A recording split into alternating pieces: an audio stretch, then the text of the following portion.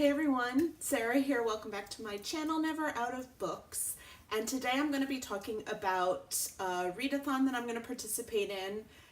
It takes place from June 1st to August 31st, and it is called the Summer Romance Book Bingo. It is hosted by Sarah at Steeped in Books. And I think she has a couple of co-hosts as well. I don't think that there is a Twitter or anything like that, but there is a Goodreads group to follow along with because you get points and there's challenges and you can make this as fun as you want to. So of course I am trying to get all of my challenges completed for other than this as well, so I tried to skew my reading toward that for this summer anyway. With this readathon you can click and get a bingo card that's like randomly done up for you, or you can make your own. She lists all of the possible squares and you can pick and choose, and that's what I did. So I came up with this, I put it in my bullet journal. I just printed out the pretty little thing there and filled in the squares. I didn't realize until after I had chosen my books that you don't have to read romances for this necessarily unless it says romance in the actual prompt. I remember I did it last year and I think romance needed to be in the first 5 categories, and so that's kind of how I did it again this year. So not everything I have here is a straight romance, but I've got a good amount of books here and I am hoping to read all 25 books this summer that I have set out here to read. One more little thing, I don't know much about these books because obviously I haven't read them with, so I'm sorry if my descriptions are lacking. So now we will go into my 25 books I have picked out. First square is a new release. For that I am reading One Last Greek Summer by Mandy Baggett. This is a NetGalley book that I have on my Kindle, and it is being released in June, so that seems like a new release to me. The second one is a book with over 10,000 ratings on Goodreads. For that I am reading Glass Sword by Victoria Aveyard. This is the second book in the Red Queen series. If you remember, I want to finish this series this year, and they get chunkier and chunkier as they go along. The only reason I don't have the other ones in the rest of this list is that they didn't have romance listed, and it's just too late.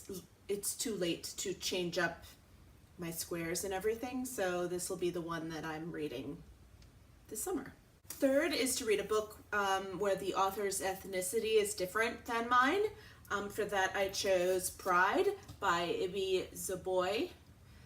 This is a young adult retelling of Pride and Prejudice, and I do believe the author is a different ethnicity from me. The fourth one is a new to you author. For that I'm going to read, likely on audiobook because I have the audio for this as well, Da Vinci's Tiger by L.M. Eliot. This is also a young adult book. It is a historical fiction of some sort. I believe it takes place in the Renaissance, and it's about an artist and his muse. For reading a standalone, I have The Overdue Life of Amy Byler by Kelly Harms. This I got from the free Kindle First, the Kindle First thing. I think it was free. It was released a month early, and of course I still haven't read it yet. And this is a chick lit. My sixth square is to read a book with a purple cover. I think this fits. The Ends of the World by Maggie Hall. This is a young adult contemporary with a touch of sci-fi going on, if I recall correctly. And this is the third book in a trilogy, The Conspiracy of Us, and it's very jet set, all over the place with like so much fun, and I don't know why I haven't read it yet, but now is the time. The seventh square is to read a first book in a series, and I chose Diamonds and Dirt by Erin Nicholas. This is the first book in the Billionaires in Blue Jeans trilogy. I will be reading the whole trilogy.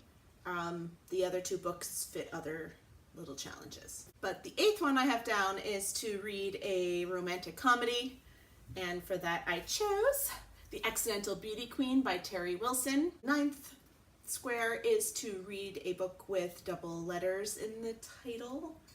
I'm assuming this counts, The Innkeeper of Ivy Hill by Julie Klassen. We have N's, we have E's, we have L's, and we even have the author. So, yes, this is a historical mystery. The 10th square is to read a workplace romance.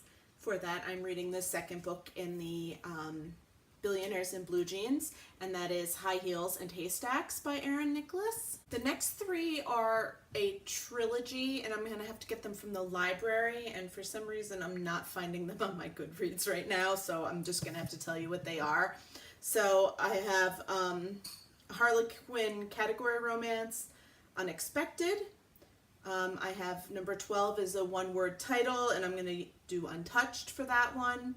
And 13 is a romance with a cowboy in it, and that is Unbroken. I'm assuming they're cowboy romances, all three of those. Number 14 is to read a book that's part of a series. I'm going to read the third and final book in the Billionaires in Blue Jeans with Cashmere and Camo by Erin Nicholas, in case you didn't get that already. Box 15 is to read a romantic suspense. For that I have Crazy for Her by Sandra Owens.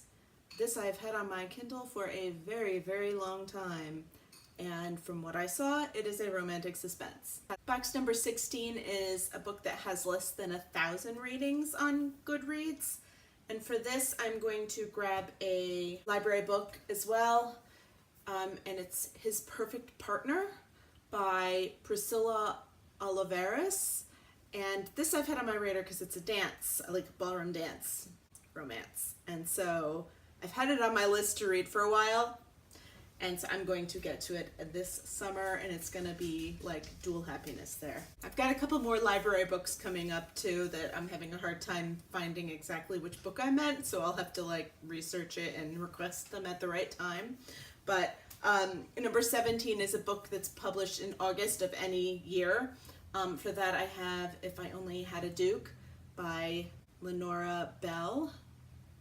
It's obviously a historical romance. Box 18 is a borrowed book.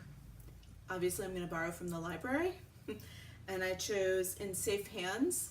There's just like a lot of books titled that, so I'm not really sure which one I was going to pick, and now I'm very confused. So I'm not going to actually show it to you until I read it. A book with a red cover is number 19, and for that I have I Kissed a Rogue, also from the library. Number 20 is to read a book with a yellow cover, and for that I have 3 Weeks with a Princess by Vanessa Kelly that I've had sitting on my shelf for a very long time. So we were going to get to this. Number 21 is a book set during a winter holiday. I've had this sitting also on my shelf for a very long time. Better Not Pout by Annabeth Albert. And yes, I am all about reading winter books all the time. Number 22 is a book with a small town setting, and I'm going to read Be With Me by Jules Bennett. And this is set in this little cozy town of Haven, Georgia. Box 23 is to read a paranormal. I'm going to read this that I've had on my shelf for a very long time, Dragonfire by Donna Grant. I got this arc in a book box a very long time ago. It is like the 14th book in a series, but I'm just gonna read it anyway. Paranormal not being my normal thing, so we'll see whether I like this. And box number 24 is an author writing under a pseudonym, and for that I have Dating You, Hating You by Christina Lauren. There is potential I may listen to this and not actually read it because I know the library has the audiobook for it. But Christina Lauren is like a friends duo.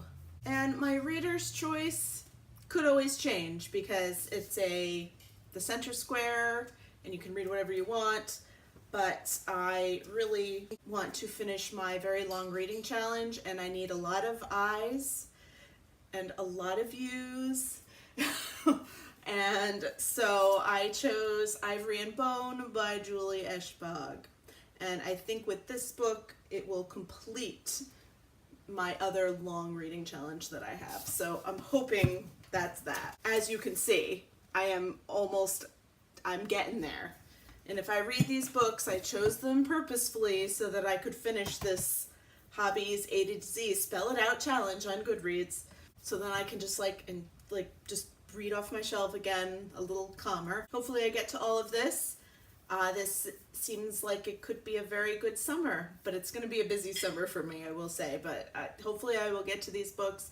I tried to pick ones that weren't too chunky so that I don't get like enmeshed in all of this.